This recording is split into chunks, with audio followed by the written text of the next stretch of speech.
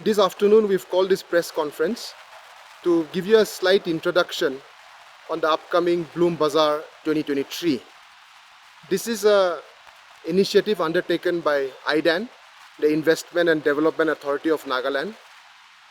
Since the formation of the PDA-2 government, and once I was given this responsibility to be the chairman of IDAN, we have been having deliberations with various stakeholders as far as the business, economy and entrepreneurship in the state is concerned.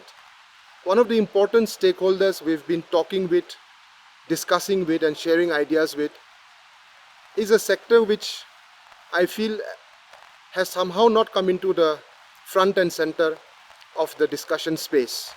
That is the floriculture industry. We have had conversations with the Nagaland Flower Growers Association. We have had conversations with the Women Entrepreneurship Network, Business Association of Nagaland, Chamber of Commerce and Industry. In all these conversations, one thing we noticed was that there is actually a very booming flower industry in the state. I don't have to elaborate the fact that Nagas love flowers. Every Naga home that you go to, you see beautiful flowers. I also believe that it is a sort of an inherent quality that Nagas have. We have a green thumb, especially our women, our sisters, our mothers. They have a passion for flowers and they make everything so much more beautiful around us. In this context, we did a study of how much entrepreneurs are there in the flower industry, what is the scope of the flower industry, and how we can upscale, improve and enhance this sector. There are places in Kohima, Dimapur and other districts which have small sections, corners in the market or some marketplace venue where our women, our sisters are selling flowers. Many of them under trying circumstances and difficult situations. Like for example, in the Kohima markets, on the highways you see our women selling flowers and Dimapur supermarket. But there is no organized system in which we are promoting them and there is no permanent flower market for them. So this is another area we discussed with the government, with the Chief Minister, and we felt that we should make a start somewhere. Here what IDAN did was we did a collaborative exercise with various government departments to come up with an initiative called the Bloom Bazaar.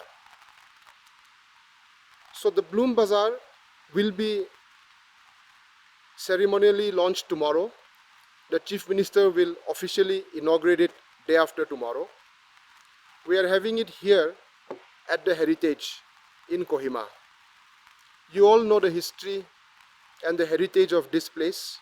It is an iconic and an historic location. Moreover, we felt that it would be appropriate to launch the bazaar here. Bloom Bazaar, after being launched tomorrow, will take place every weekend. Every Friday, every Saturday, 12 noon to 7 p.m. But it will not be only about flowers. While the main focus is to promote the flower industry, support our floriculture entrepreneurs, we are also creating a space for other entrepreneurs, other sections to come and participate and show the best of what Nagaland has. 15 government departments, especially in the agri and allied sector, will be participating in Bloom Bazaar every weekend. Horticulture Department, Industries and Commerce, Agriculture Department, the missions like Bamboo Mission, Honey Mission, like that 15 departments, and we hope that in the coming weeks the number will grow. We are also giving space to private entrepreneurs. There will be 45 stalls including flowers, food, jewelry, fashion and interesting stalls related to kids. The entire heritage venue has been converted with the assistance of our logistical partner, that Synergy Group. As you can see, work is going on now. Hopefully tomorrow afternoon, it will look a lot different from what it is looking like right now. We are also hopeful that this event will not only be about promoting flowers, promoting entrepreneurship, but it will also generate keen interest in Nagaland as far as tourism is concerned. We hope that in the coming weeks, it will become a tourism destination, not only from people coming from outside, but for local citizens, domestic tourists, and also visitors visiting Nagaland from outside. Why we are making it a permanent weekend bazaar is so that every weekend there is something for the citizens to do, to visit. And also people who are visiting from outside Nagaland can schedule their itinerary, make their programs, so that there is a fixed schedule of every Friday and Saturday something is happening in the state capital. We are giving space, hand-holding, support to young entrepreneurs, which you will see from tomorrow onwards.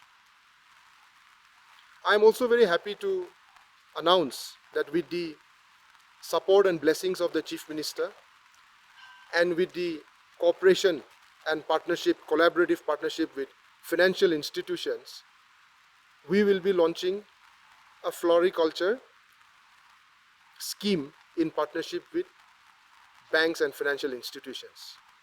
IDAN has taken up the initiative. We are identifying flower growers, and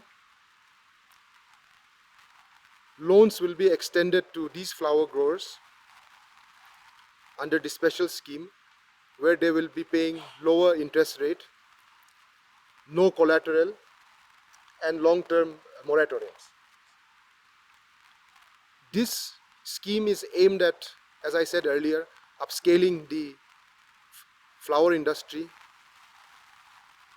so that the floriculture industry can also give a boost to the economy of the state. There are hundreds, if not thousands, of Nagas, not only women, but Nagas who passionately grow flowers at home. Many of them have a livelihood through that hobby, through that profession. We want to professionalize it. We want them to enhance their business, bring in best practices, minimum standards of the industry, so that flowers from Nagaland one day make a mark not only at the national level, but at the international level. We are very confident that our citizens, especially our women, are capable of doing that. We are also making studies to collaborate with national and international companies where we can bring the best quality seeds, where we can carry out capacity building exercises, workshops and seminars in this sector, so that we help our entrepreneurs at a grassroots level.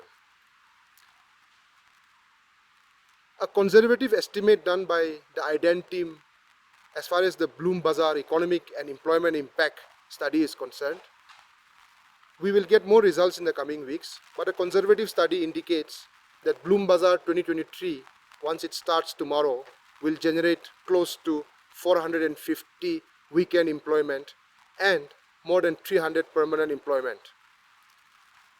So as I said, Bloom Bazaar is about giving a boost to the economy.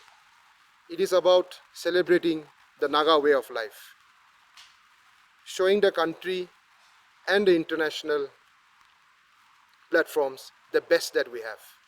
We want to celebrate all the good things about Nagaland. We want to showcase our best to the outside world.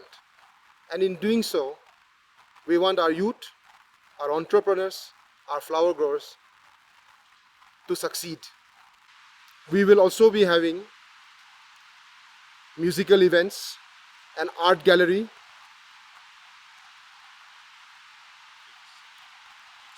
we'll have a kids section. We will be having special programs for students in future.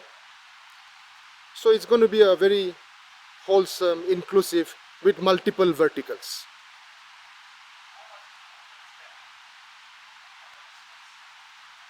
We have not made a We have not made a accurate assessment of it as yet, but as of now, the government has sanctioned an amount of 40 lakhs, right? 40 lakhs for Bloom Bazaar. So we are looking to partner with different government departments, sponsorship from corporates. So a very small amount of 40 lakhs has been sanctioned so that we get it going. But we are looking at 30, 40, 50 weekends.